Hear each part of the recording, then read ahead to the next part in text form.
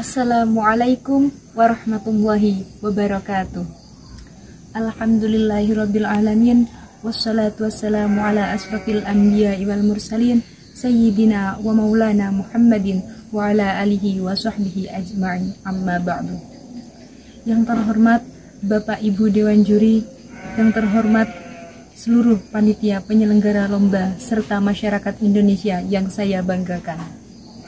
Pertama-tama, marilah kita panjatkan puja dan puji syukur kehadirat Tuhan Yang Maha Esa, karena atas karunia, rahmat dan hidayahnya, kita diberi kesehatan dan kesempatan untuk mengikuti lomba pidato virtual yang diadakan oleh Fakultas Kedokteran Unisma. Salawat serta salam tentunya tetap tercurahkan kepada baginda kita Nabi Muhammad SAW. Pemirsa sekalian, sudah hampir setahun penuh wabah COVID-19 ini melanda dunia. Virus yang berasal dari Wuhan, Cina ini sangat berdampak pada kehidupan masyarakat, mulai dari bidang politik, sosial, budaya, dan ekonomi, hingga kegiatan keagamaan pun turut menjadi imbasnya. Virus yang diberi nama COVID-19 atau virus corona ini adalah salah satu virus yang menyerang sistem pernafasan seperti SARS dan MERS.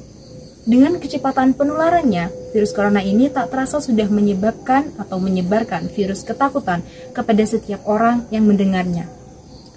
Tingkat penyebaran virus ketakutan ini ternyata lebih besar dampaknya daripada virus corona itu sendiri. Karena ketika seseorang sedang dilanda rasa takut atau khawatir yang berlebihan, maka imun seseorang itu akan turun dan akan rentan diserang oleh berbagai penyakit. Banyak orang yang mencemaskan bagaimana kehidupan mereka nantinya ketika seseorang tersebut terjangkit virus corona. Akankah mereka terus hidup? Atau akankah mereka mati karena virus tersebut?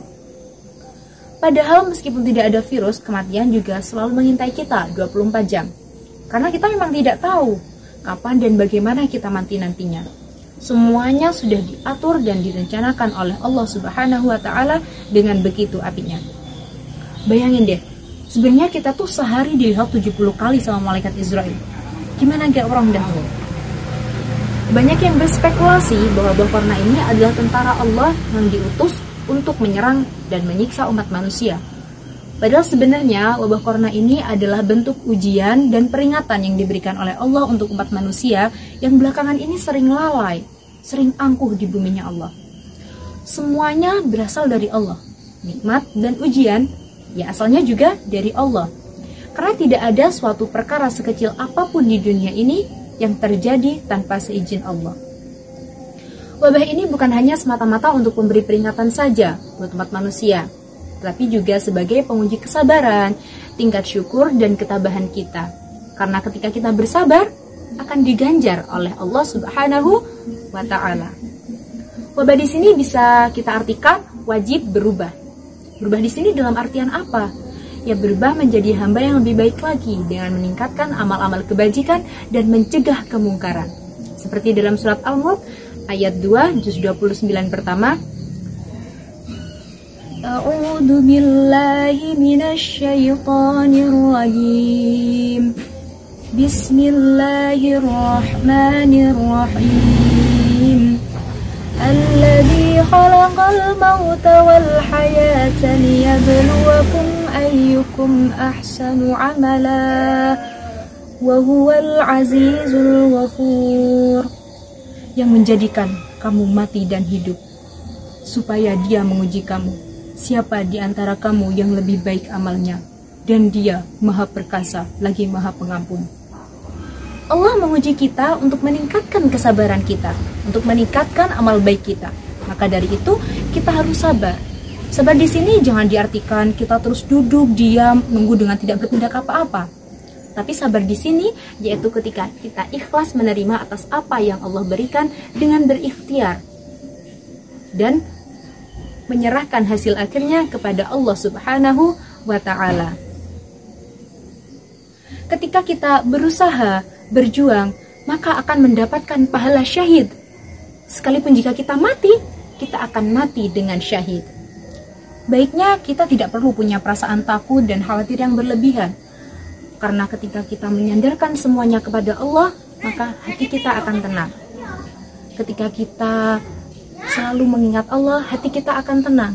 dan hidup kita otomatis juga akan tenang. Hal ini sesuai dengan firman Allah dalam surat Ar-Ra'd ayat 28. A'udzu billahi minasyaitonir rajim.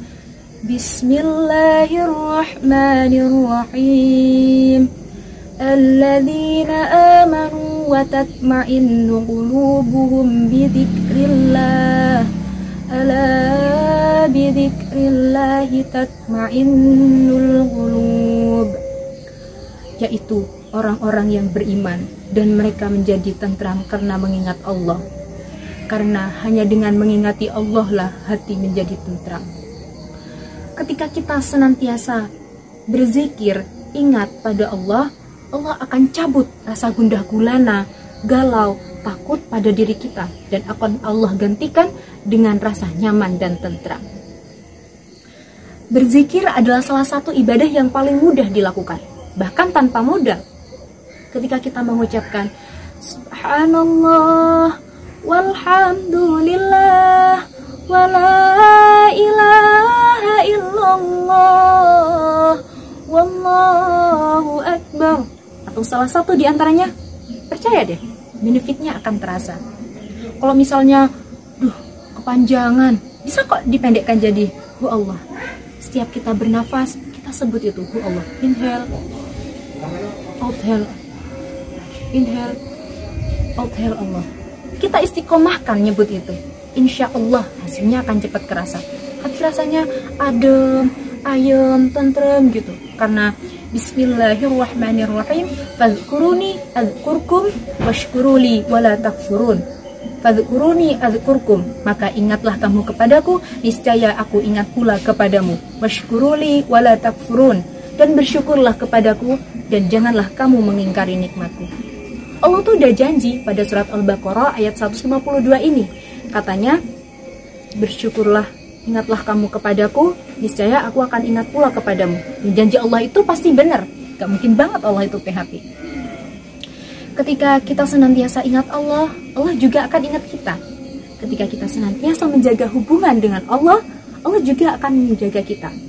Ketika hati kita adem, ayem, kita terus ingat sama Allah, dan kita juga percaya bahwa segala sesuatu yang berada di dunia ini adalah berdasarkan takdir Allah, maka kita nggak akan down lagi, kita nggak akan takut lagi, kita akan semangat, kita akan kuat, dan penyakit-penyakit juga akan takut sama kita. Jadi gitu konsepnya. Karena pada dasarnya penyakit itu datangnya dari syaitan. Seperti kisah Nabi Ayub dulu yang sakit selama 18 tahun. Sampai-sampai beliau diasingkan oleh masyarakat sekitarnya dan ditinggalkan oleh istri-istrinya. Sehingga diabadikan dalam Al-Quran surat As-Saff ayat 41 yang artinya, sesungguhnya aku diganggu oleh setan dengan kepayahan dan siksaan. Tapi apa yang dilakukan oleh Nabi Ayub? Beliau tetap bersabar.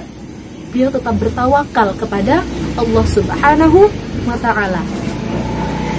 Maka jika penyakit itu datangnya dari syaitan, kita harus menjauhi, menghindari, dan membentengi diri.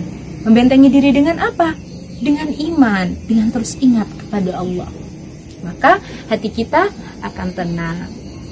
Semoga pemirsa dan teman-teman semuanya selalu diberi kesehatan sama Allah Subhanahu wa Ta'ala. Jangan lupa berzikir, jangan lupa ingat Allah, senantiasa menjaga protokol kesehatan. Sekian dari saya, apabila ada kurang yang saya mohon maaf yang sebesar-besarnya. Wassalamualaikum warahmatullahi wabarakatuh.